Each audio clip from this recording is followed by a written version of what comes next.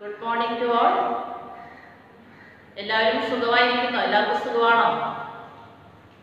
കഴിഞ്ഞ ഒരു അധ്യയന വർഷം നമ്മൾ ഫുൾ സമയം എന്താ ചെയ്തത്? കഴിഞ്ഞ വർഷം എല്ലാം നമ്മൾ വീട്ടിൽ തന്നെയാണ് എല്ലാവരും ഇരുന്നത് അല്ലേ? ഇപ്പൊ നിങ്ങൾക്ക് സ്കൂളിൽ വരാൻ ആഗ്രഹമില്ല? എല്ലാവർക്കും സ്കൂളിൽ വരാനും കൂട്ടുകാരെ കാണാൻ ആഗ്രഹം ഉണ്ടായിരിക്കും അല്ലെ? ടീച്ചേഴ്സിനെ കാണാൻ.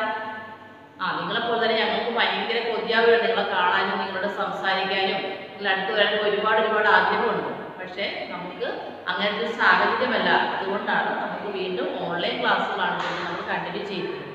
ഇനി നമ്മൾ കഴിഞ്ഞ വർഷം 8th സ്റ്റാൻഡേർഡ് ആയിരുന്നു അല്ലേ? 8th സ്റ്റാൻഡേർഡിൽ നിന്നും 9th സ്റ്റാൻഡേർഡിലേക്ക് മാറിയിരിക്കുകയാണ്. അപ്പോൾ അതനുസരിച്ച് നമ്മുടെ പഠന രീതിയിലൊക്കെ ഒരുപാട് മാറ്റങ്ങളുണ്ട്. 9th സ്റ്റാൻഡേർഡിലാകുമ്പോഴത്തേക്ക് നമ്മൾ 8th ക്ലാസ്സിൽ നമ്മൾ പഠിച്ചൊരു മെത്തേഡേ അല്ല 9th സ്റ്റാൻഡേർഡിൽ.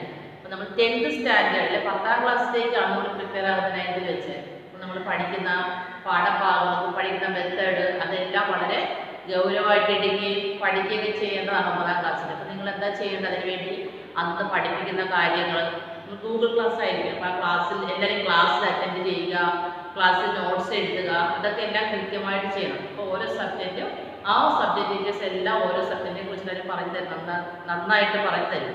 അതൊക്കെ മലയാളത്തെ കുറിച്ച് പറയുകയാണെങ്കിൽ മലയാളം, എൻ്റെ പേര് സീന, ഞാനാണ് മലയാളം പഠിപ്പിക്കുന്നത് 9ാം ക്ലാസ്സിൽ. മലയാളത്തിൽ നമുക്ക് ടെക്സ്റ്റ് ബുക്കുകൾ, അതായത് സ്റ്റേറ്റ് സിലബസിൻ്റെ ടെക്സ്റ്റ് ബുക്കാണ് നമ്മൾ ഫോളോ ചെയ്യുന്നത് 9ലും 10ലും. അപ്പോൾ മലയാളത്തിലെ കേരള പാഠാവലി,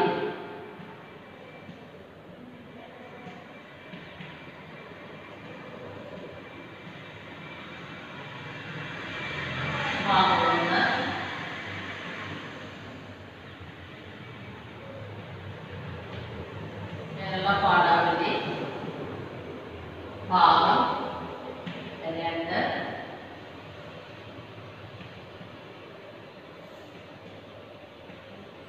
അടിസ്ഥാന പാഠാവലി ഭാഗം 1,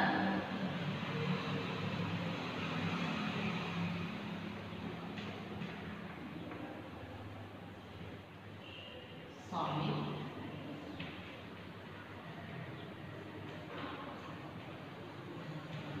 വിവേകാനന്ദ. ഇതാണ് നമുക്ക് പഠിക്കേണ്ട ടെക്സ്റ്റ് ബുക്കുകൾ. കേരള പാഠാവലി ഭാഗം 1, കേരള പാഠാവലി ഭാഗം 2, അടിസ്ഥാന പാഠാവലി ഭാഗം 1, പിന്നെ ഒരു ഉപപാഠ പുസ്തകം അല്ലെങ്കിൽ നോൺ ഡീറ്റെയിൽ ടെക്സ്റ്റ് ബുക്ക്. നമുക്ക് ടെക്സ്റ്റ് ബുക്ക് ഒന്നും എല്ലാവർക്കും കയ്യിൽ കിട്ടിയിട്ടില്ലാത്തതുകൊണ്ട് ടെക്സ്റ്റ് ബുക്കിൻ്റെ കോപ്പി നമുക്ക് PDF ആയിട്ട് ഇട്ടിട്ടുണ്ട്. ആ കോപ്പിയിൽ നിന്ന് പഠിക്കുന്ന പാഠഭാഗം എടുത്താണ് പഠിക്കേണ്ടത്. ആ പാഠത്തിൻ്റെ ഏത് പാഠമാണോ ടീച്ചേഴ്സ് പഠിപ്പിക്കുന്നത് ആ പാഠം PDF നോക്കി നമ്മൾ ടെക്സ്റ്റ് ബുക്ക് കിട്ടാൻ കുറച്ചുകൂടി 1-2 ആഴ്ചകൾ ടെക്സ്റ്റ് ബുക്ക് കിട്ടും, നിലവിലേക്ക് എത്തിക്കുന്നതായിരിക്കും. അതിന് വേണ്ടി ഈ ടെക്സ്റ്റ് ബുക്കിലെ പാഠം. ഇനി ടെക്സ്റ്റ് ബുക്കിൻ്റെ എണ്ണം കണ്ടാലും ഭയപ്പെടേണ്ട കാര്യമില്ല. കാരണം ഈ 3 ടെക്സ്റ്റ് ബുക്ക് നമ്മൾ സ്റ്റേറ്റ് സിലബസുകാർ ഈ 3 ടെക്സ്റ്റ് ബുക്കിലെ എല്ലാ ചാപ്റ്ററും പഠിക്കുമ്പോൾ നമുക്ക് വെറും 7 ചാപ്റ്റർ മാത്രം പഠിച്ചാൽ മതി. 3 ടെക്സ്റ്റ് ബുക്കിൽ നിന്ന് കൂടി 7 ചാപ്റ്റർ മാത്രം പഠിച്ചാൽ മതി.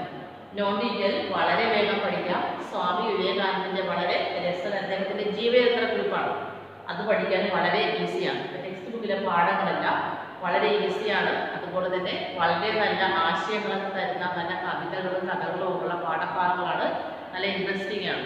ഇനി ഈ കേരള പാഠാവലി ഭാഗം 1, ഭാഗം 2, അടിസ്ഥാന പാഠാവലി ഭാഗം 1, ഇതിന് 3നും ചേർന്നിട്ട് ഒറ്റ നോട്ട്ബുക്ക് മതി, ഒരു റൂൾഡ് ബുക്ക് മതി, 200 പേജിൻ്റെ റൂൾഡ് ബുക്ക് മതി. ഈ 3 ടെക്സ്റ്റ് ബുക്കിനെ കൂടി നോട്ട്സ് എഴുതാൻ. രണ്ടാമത്തത് നോൺ ഡീറ്റെയിൽ ടെക്സ്റ്റ് ബുക്കാണ്, സ്വാമി വിവേകാനന്ദൻ്റെ ജീവചരിത്ര കുറിപ്പ്. അത് എഴുതാനായിട്ട് ഒരു നോട്ട്ബുക്ക് വേണം. അതിൽ തന്നെ നമ്മൾ ഗ്രാമഭാഗങ്ങൾ, വ്യാകരണം, മലയാള വ്യാകരണവും ഉപന്യാസം, കത്തെഴുതുക അങ്ങനെയുള്ള കാര്യങ്ങളെല്ലാം ആ ബുക്കിലാണ് എഴുതുന്നത്. അപ്പോൾ 2 നോട്ട്ബുക്കാണ് സെപ്പറേറ്റ് ആയിട്ട് വേണ്ടത്. നോട്ട്ബുക്കിൽ നോട്ട് എഴുതുക, എല്ലാവരും അന്തര നോട്ട് എഴുതുക. ഈ ക്വസ്റ്റ്യൻ ആൻസറിനെ കുറിച്ചും അതിൻ്റെ രീതികൾ, ക്വസ്റ്റ്യൻ ആൻസറിൻ്റെ പാറ്റേൺ അല്ലെങ്കിൽ ക്വസ്റ്റ്യൻ ആൻസറിനെ പറ്റും നമ്മൾ 8th വരെ പഠിച്ച 1, 2, 3 സെൻറ്റൻസ് ആൻസേഴ്സ് അല്ല. 9th വരുമ്പോഴത്തേക്ക് അതിൻ്റെ മെത്തേഡൊക്കെ മാറുകയാണ്. ആൻസർ ഭയങ്കര ലെങ്തി ആയി പോയിരുന്നില്ല. അതിൻ്റെ ആശയം ഗ്രഹിച്ചിട്ട് നമുക്ക് സ്വന്തമായിട്ട് എഴുതാം. അപ്പോൾ അതേക്കുറിച്ച് ചോദ്യത്തിൻ്റെ ആശയം നമുക്ക് മനസ്സിലായി കഴിഞ്ഞാൽ നമുക്ക് നന്നായിട്ട് എഴുതാൻ പറ്റും ആൻസർ. അപ്പോൾ ആൻസർ വളരെ ലെങ്തിയായ ആൻസർ ആയിരിക്കും. നമ്മൾ അങ്ങനെ തന്നെ പഠിച്ചേ പറ്റും 9th സ്റ്റാൻഡേർഡിൽ. കാരണം 10th സ്റ്റാൻഡേർഡിൽ ബോർഡ് എക്സാം അതേ മോഡലാണ് നമ്മൾ ഫോളോ ചെയ്യുന്നത്. അപ്പോൾ അതേക്കുറിച്ച് ആരും വ്യാകുലപ്പെടേണ്ട, ടെൻഷൻ പഠിക്കേണ്ട കാര്യമില്ല.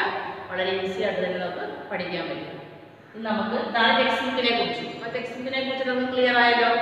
ടെക്സ്റ്റ് ബുക്കിനെ കുറിച്ചും നോട്ട്ബുക്കിനെ കുറിച്ചുമാണ് മിസ് ആദ്യമായിട്ട് പറഞ്ഞത്. അതെല്ലാം ക്ലിയർ ആയി വിചാരിക്കുന്നു. ഇനി നമുക്ക് പഠിക്കേണ്ടത് ഈ വർഷം അല്ലെങ്കിൽ ഈ 9ാം ക്ലാസ്സിൽ ആദ്യമായിട്ട് നമുക്ക് പഠിക്കേണ്ടത് ഒരു കവിതാഭാഗമാണ്. കവിത വിശ്വം ദീപമയം. വിശ്വം ദീപമയം എന്ന കവിതാഭാഗമാണ് നമുക്ക് പഠിക്കേണ്ടത്. വിശ്വം ദീപമയം എന്ന കവിത ഉള്ളൂർ എസ് പരമേശ്വരയ്യരുടെ എന്ന കവിത അദ്ദേഹമാണ് ഈ വിശ്വം ദീപമയം എന്ന കവിത എഴുതിയിരിക്കുന്നത്. അദ്ദേഹത്തിന്റെ കൽപ്പശാഖി എന്ന കവിതാ സമാഹാരത്തിലെ നവയുഗോദയം എന്ന കവിതയിലെ ഒരു കവിതയുടെ കുറച്ച് ഭാഗമാണ് നമുക്ക് പഠിക്കേണ്ട വിശ്വം ദീപമയം. ഇനി ഉള്ളൂർ എസ് പരമേശ്വരയ്യർ, ഉള്ളൂർ ആശാൻ, വള്ളത്തോൾ.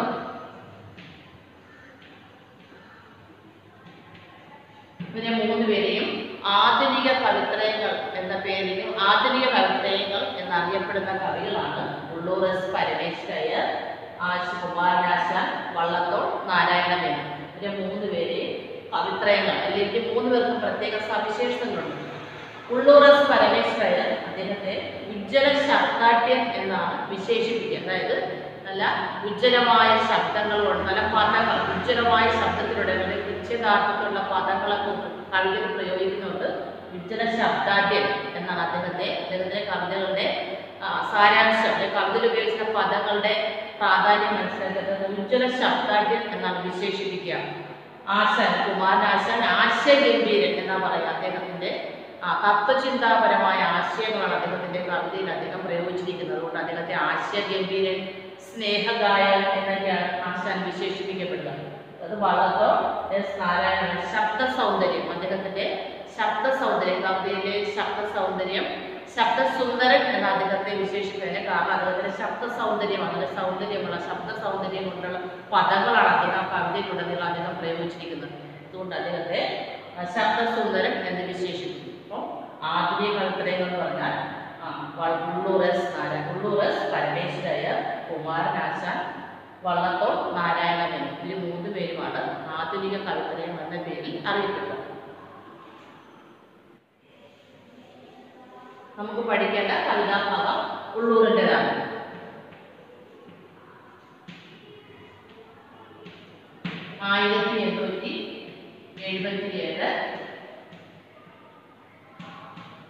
ജൂൺ 6 അദ്ദേഹത്തിന്റെ ജനനം 1877 ജൂൺ 6-ാം തീയതിയാണ് അദ്ദേഹം ജനിക്കുന്നത്. ചങ്ങനാശ്ശേരിയിലെ പെരുന്തേരാണ്, താമരശ്ശേരി ഇല്ലത്ത് അദ്ദേഹം ജനിച്ചത്. അദ്ദേഹത്തിന്റെ പിതാവ് സുബ്രഹ്മണ്യ അയ്യർ, അദ്ദേഹം തിരുവനന്തപുരം ഉള്ളൂർ സ്വദേശിയാണ്. അമ്മ ചങ്ങനാശ്ശേരി പെരുന്തേരി. അങ്ങനെ അദ്ദേഹത്തിന്റെ ജനനം 1877 ജൂൺ 6. ഇനി അദ്ദേഹത്തിന്റെ പ്രത്യേകത, അദ്ദേഹത്തിന്റെ കവിതകളുടെ പ്രത്യേകതയെ കുറിച്ച് പറയുന്നതുകൊണ്ട് തന്നെയാണ് അദ്ദേഹത്തിന് ആ ഉജ്ജ്വല ശബ്ദാഠ്യം എന്ന പേര് അദ്ദേഹത്തിന് കിട്ടിയിരിക്കുന്നത്. ഇനി അദ്ദേഹം ഒരു സാഹിത്യ പണ്ഡിതനായിരുന്നു, ഒരു കവി എന്നതിനേക്കാളുപരി ഭാഷാ പണ്ഡിതനായിരുന്നു അദ്ദേഹം. അതോടൊപ്പം അദ്ദേഹത്തിന് കവിതിലകൻ എന്ന പട്ടം, കൊച്ചി രാജാവ് അദ്ദേഹത്തിന് കവിതിലകൻ എന്ന പട്ടം നൽകിയിട്ടുണ്ട്. അദ്ദേഹത്തിന്റെ പ്രശസ്തമായ ഏത് പ്രേമസംഗീതം പോലുള്ള കവിതകൾ നമ്മൾ എടുത്ത് പരിശോധിച്ചാൽ അദ്ദേഹത്തിന് ഉജ്ജ്വല ശബ്ദാഠ്യം എന്ന് വിശേഷിപ്പിക്കുന്നത് തികച്ചും അനുയോജ്യം അല്ലെങ്കിൽ വളരെ യോജിച്ച പേര് തന്നെയാണ് അദ്ദേഹത്തിന് കിട്ടിയെന്നും അദ്ദേഹത്തിന്റെ കവിതകളുടനീളം പരിശോധിച്ച് നമുക്ക് മനസ്സിലാക്കാനായിട്ട് സാധിക്കും. അപ്പൊ അദ്ദേഹത്തിന്റെ വിശ്വം ദീപമയം എന്ന കവിതയിലും നമുക്ക് കൽപ്പശാഖി, എവിടെ നിന്നിട്ടാണ് കൽപ്പശാഖി എന്ന കവിതാ സമാഹാരത്തിലെ നവയുഗോദയം എന്ന കവിതയിൽ നിന്നിട്ടുള്ള വരികളാണ് നമുക്ക് പഠിക്കേണ്ട വിശ്വം ദീപമയം. വിശ്വം എന്ന് ലോകം മുഴുവൻ പ്രകാശമുള്ളതായിരിക്കണം. അദ്ദേഹം നമ്മൾ ശരിക്കും നമ്മുടെ ഇന്നത്തെ കാലഘട്ടത്തിൽ വളരെയധികം യോജിച്ചൊരു സന്ദേശം തരുന്നൊരു കവിതാഭാഗമാണ് വിശ്വം ദീപമയം എന്ന കവിതയിലൂടെ അദ്ദേഹം നമുക്ക് തരുന്നത്. അതായത് ലോകം മുഴുവൻ ഇരുട്ടാണ്. നമ്മൾ ഈ ഒരു മഹാമാരി കാലത്ത് മനുഷ്യൻ്റെയൊക്കെ മനസ്സിലൊക്കെ ഭയങ്കര ദുഃഖവും അതുപോലെ തന്നെ സങ്കടമൊക്കെ നിറഞ്ഞ ഇരുട്ട് നിറഞ്ഞൊരു ലോകത്തിലൂടെ നമ്മൾ സഞ്ചരിക്കുന്നത്. അങ്ങനെയുള്ള മനുഷ്യൻ്റെ മനസ്സിലേക്ക് മനുഷ്യൻ്റെ മനസ്സാണ് അവൻ്റെ ചുറ്റും ഇരുട്ടുണ്ടാക്കുന്നതും പകൽ വെളിച്ചം ഉണ്ടാക്കുന്നതും ഇരുട്ടുണ്ടാക്കുന്നതും അവൻ്റെ മനസ്സാണ്. മനസ്സിൽ സന്തോഷമുള്ള ആളിനെ നമ്മുടെ ചുറ്റും നന്മ വിതറാനും പ്രകാശം വരുത്തിക്കൊണ്ട് ജീവിക്കാനും പറ്റും. ഈശ്വരൻ സുഖവും ദുഃഖവും, നമ്മുടെ ജീവിതം തന്നെ എന്തൊക്കെയാണ് ദുഃഖവും സുഖദുഃഖ സമ്മിശ്രമായ ജീവിതമാണ്. അപ്പോൾ നമ്മൾ ദുഃഖവും ഈശ്വര സൃഷ്ടിയാണ്, സുഖം മാത്രമല്ല ഈശ്വര സൃഷ്ടിച്ചേക്കുന്നത് ദുഃഖവും ഈശ്വര സൃഷ്ടിയാണ്. അപ്പോൾ ദുഃഖം വരുമ്പോഴത്തേക്ക് തന്നെ സന്തോഷമാക്കി മാറ്റാൻ നമുക്ക് വിചാരിച്ചാൽ നടക്കുമെന്നൊരു സന്ദേശമാണ് ഈ കവിതയിലൂടെ അദ്ദേഹം തരുന്നത്. ശരിക്കും നമ്മുടെ മനസ്സിൽ ദുഃഖകരമായ ആത്മീയതകളുടെ കടന്നു പോകുമ്പോൾ നമ്മൾ അതിനെയൊക്കെ മറികടന്ന് അല്ലെങ്കിൽ നമ്മുടെ മനസ്സുകൊണ്ട് അതിനെ മറികടന്ന് സന്തോഷത്തോടെ ജീവിക്കാനുള്ള സന്ദേശമാണ് നമുക്ക് വിശ്വം ദീപം എന്ന കവിതയിലൂടെ അദ്ദേഹം തരുന്നത്.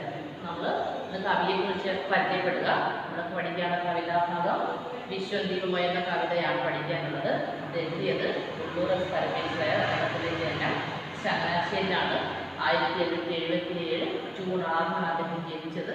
ഇനി അദ്ദേഹം ഏത് കവിത്രത്തിൽ പെടുന്നു? ആധുനിക കവിത്രത്തിൽ പെടുന്നു. അപ്പോൾ നമ്മൾ ആധുനിക കവിത്രയെ ആരൊക്കെയാണ്? ഉള്ളൂർ എസ് പരമേശ്വരൻ, കുമാരനാശാൻ, വള്ളത്തോൾ നാരായണൻ, ഈ 3 പേരുമാണ് ആധുനിക കവിത്രത്തിൽ പെടുക. ഉള്ളൂരിനെ ഉജ്ജ്വല ശബ്ദാഢ്യൻ എന്നാണ് വിശേഷിപ്പിക്കുക. ആശാൻ ആശയഗംഭീരൻ, നെക്സ്റ്റ് വള്ളത്തോൾ നാരായണൻ ശബ്ദസുന്ദരൻ. ഇങ്ങനെ 3 വിശേഷണങ്ങളാണ് 3 കവികളും അറിയപ്പെടുക. അതിൽ നമുക്ക് പഠിക്കേണ്ട പ്രശസ്തനായ ആധുനിക കവിതകൾ ഏറ്റവും ശ്രേഷ്ഠനായ കവിയാണ് ഉള്ളൂർ പരമേശ്വരൻ്റെ വിശ്വം ദീപം എന്ന കവിതയാണ് നമുക്ക് പഠിക്കാനുള്ളത്. അദ്ദേഹത്തിൻ്റെ ആ കവിതയിലൂടെ അദ്ദേഹത്തിൻ്റെ സന്ദേശവും ഈ ലോകം മുഴുവൻ ഇരുട്ട് നിറഞ്ഞതാണെങ്കിലും ആ ഇരുട്ടിനെയൊക്കെ മാറ്റാൻ മനുഷ്യൻ്റെ മനസ്സുകൊണ്ട് സാധിക്കും. എന്ന് വെച്ചാൽ നമ്മുടെ ജീവിതത്തിൽ ദുഃഖം വരുമ്പോൾ ആ ദുഃഖത്തെ സന്തോഷമാക്കി എടുത്തുകൊണ്ട് ജീവിക്കാൻ പഠിക്കുക, മറ്റുള്ളവർക്ക് നന്മ ചെയ്ത് സന്തോഷം വരുത്തി ജീവിക്കുക എന്ന സന്ദേശമാണ് ഈ കവിതയുടെ അദ്ദേഹം നമുക്ക് തരുന്നത്. നമുക്ക് അടുത്ത ക്ലാസ്സിൽ ആ കവിതയിലേക്ക് കിടക്കാം. അടുത്ത ക്ലാസ്സിൽ നമുക്ക് കവിതയിലേക്ക് പഠിക്കാം. കവിതയിലേക്ക് കിടക്കാം. കവിത പഠിക്കുമ്പോൾ ടെക്സ്റ്റ് ബുക്ക് എടുക്കുക. ടെക്സ്റ്റ് ബുക്കിലെ വരികളൊക്കെ ശ്രദ്ധിച്ചിരിക്കുക. വരികളൊന്ന് അനോട്ടേഷൻ ചോദ്യങ്ങളൊക്കെ അനോട്ടേഷൻ മെത്തേഡ് അല്ലെങ്കിൽ ചോദ്യങ്ങൾ ചോദിക്കുക. വരികൾ പറഞ്ഞ സന്ദേശം എന്താണ്? നമുക്ക് കവിയെ അറിയണം. കവിതാഭാഗം എഴുതെടുത്തിട്ടുള്ളത് പറയണം. ആ കവിത സന്ദേശം എന്താണെന്ന് അറിയണം. ക്ലാസ് ശ്രദ്ധിക്കുക. അതുപോലെ തന്നെ ആ കവിതയും നന്നായിട്ട് ബൈഹാർട്ട് പഠിപ്പിക്കുമ്പോഴത്തേക്ക് ആ കവിതാഭാഗം നന്നായിട്ട് മനസ്സിലാക്കുക. Okay, thank you.